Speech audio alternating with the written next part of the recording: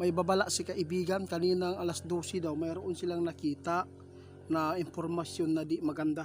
Luzon, Visayas at Mindanao, pinapaabutan ng ating kaibigan.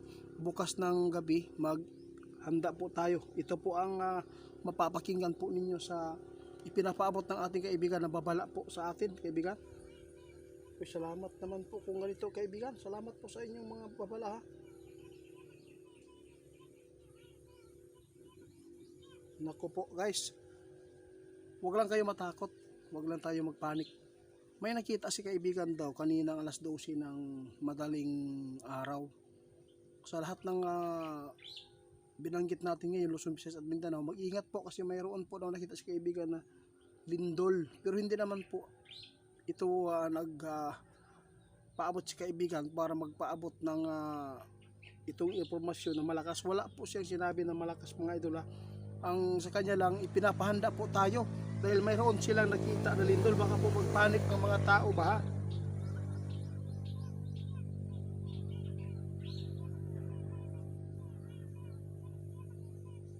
Salamat kaibigan, ha. Grabe guys, may babala si kaibigan na pakishare po guys, kasi may nakita si kaibigan, lalo na yung panahon na dito sa Mindanao ngayon. Grabe po ang naglagiting ang kainit. Naaday lindol, nakita si kaibigan na ito po ang pumasok sa kanila doon na impormasyon. Nagbabala lang si kaibigan kasi ayaw po natin na magulat po ang mga tao. Baka mayroon po makapanood sa atin, mai-share po ito, at least po ay mapaabot po nila ito sa ibang mga nakapokus sa social media, di ba kaibigan?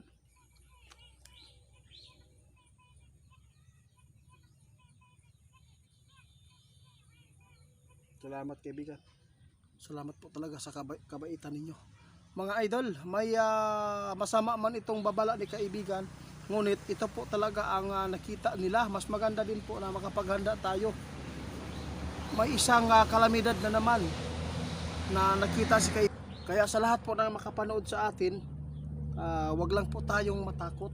Yung mga nasa malapit sa dagat, maghanda lang po lagi at magmasid sa paligid kung ano man po ang naririnig po natin doon sa karagatan, lalo na doon sa mga malapit sa building, ha. Ayaw lang mo kumpiyansa mga idol, kasi alam po ninyo, sinabi ng ating kaibigan, hindi po natin hawak ang mundo, ang panahon, at hindi po hawak natin kung matuloy ba o hindi. Basta sa atin, kung ano man po daw ang nakikita nila mga pamahiin o pangitain doon sa kanilang karyan, ipaabot nila. Tulad po ng mga manghuhula, nagpapaabot din sila ng babala kung anong po ang kanilang nakikita din, di ba kaibigan? Wala problema lang kaibigan, okay lang po yan guys. Pagpasensya na po daw ninyo si kaibigan, mga idol. Sabi ng ating kaibigan, patawad kung ano man ito mga impormasyon nakikita namin sa aming kaharian na agad po namin na ipinapaabot sa kay Gusanter 88. Sana po ay maintindihan po ninyo, kasi ito po ang trabaho daw nila ngayon. At least po daw makabawi sila sa atin dahil po sa kanilang mga kamalian po na ginagawa.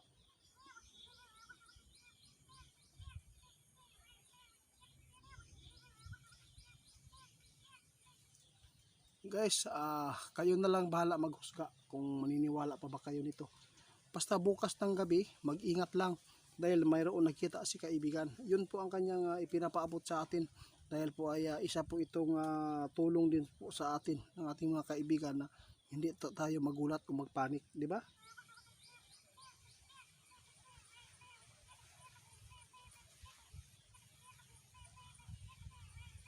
So, sabi ng mga kaibigan natin, mga idol, yung mga tao na mag-share nito, unang-una daw ay pasalamatan ni kaibigan at safety po itong mga taong to, kung sino man po ang mag-share nito. At huwag na lang po tayong mag-alala ngayon, mga idol, sa panahon natin, kasi hindi pala ito ang totoong sakuna. Hindi pala itong hindi totally itong nasagupa natin at nakikita sa ating mga lugar o sa ibang lugar ay ito na ang totoong sakuna. Hindi pala ito, partial lang pala ito. Parang ano lang, disiplina ba, parang magulang dinisiplina ang anak kung mayroon po talagang mga nagagawa na hindi maganda. kailangan natin ngayon mga idol, ang gagawin lang po natin, maging ano lang, maging maayos po ang ating buhay. Hindi po tayo gumagawa ng sobrang kasalanan, kasi hindi naman po natin masabi wala tayong kasalanan, lahat naman tayo nagkasala, di ba kaibigan?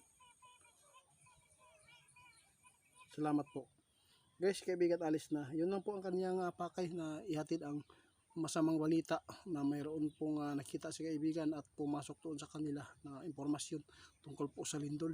Kaya kung sino man po ang nakaranas ng lindol po ngayon, mag-ingat po tayo lagi at manalangin, at sana ay walang mapapahamak po sa mga sakunang ito. At least nalaman po ninyo ang totoong sakuna na ipinapaabot ng ating kaibigan ngayon. Totoo ang sinabi ng ating kaibigan, masaya pa tayo kasi naiiwasan po natin ang mga problema, mga kalamidad. Totoo yan, naiwasan pa natin, masaya pa tayo, makapagkanta, laro, makapunta ng kahit saang lugar dito sa Pilipinas. Pero ang sinabi ng ating kaibigan, kung dumating man ang tamang panahon na ang Panginoon talaga ang pumunta na dito at para parusahan tayo, yun pala ang katapusan natin mga idol. Sobrang nakakakilabot.